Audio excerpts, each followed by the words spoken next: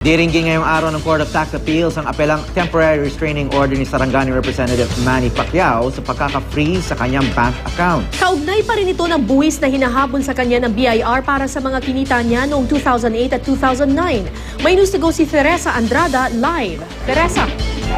Howie, Kara, alas 9 ngayong umaga nga ay titingin ng First Division ng Court of Tax Appeals ang temporary restraining order na inihain ang kampo ng pambansang kamao Manny Pacquiao. Ito ay kaugnay sa warrant of garnishment ay pinalabas ng BIR kamakailan, kaugnay na umano'y deficiency in income tax at VAT ni Pacquiao para sa taong 2008 at 2009.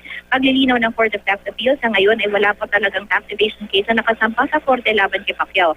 Ang nakakain lamang sa korte ay ang kasong sibil na inihain ng pambansang kamao laban sa BIR. Agosto ngayong taon, inihain ni Pacquiao ang kasong sibil kaugnay ng demand letter na inisyu ng BIR noong May 2, 2013 para questionin ang assessment ng BIR na di umano'y deficiency in income tax at VAT para sa taong 2008 at 2009 na nagkakahalaga ng 2.2 billion pesos.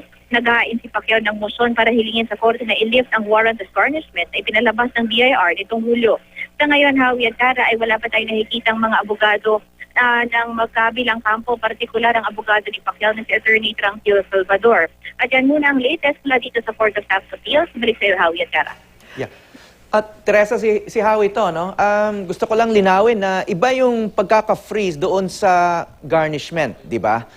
Yes, kasi Howie, yung order ng BIR, galing sa kanila nga yung warrant of garnishment. Yung freeze, kung may freeze order, hindi lang pwedeng galawin. Pero yung garnishment na gagawin ng BIR, kukunin mismo yung pera to cover the tax liability ni Manny Pacquiao.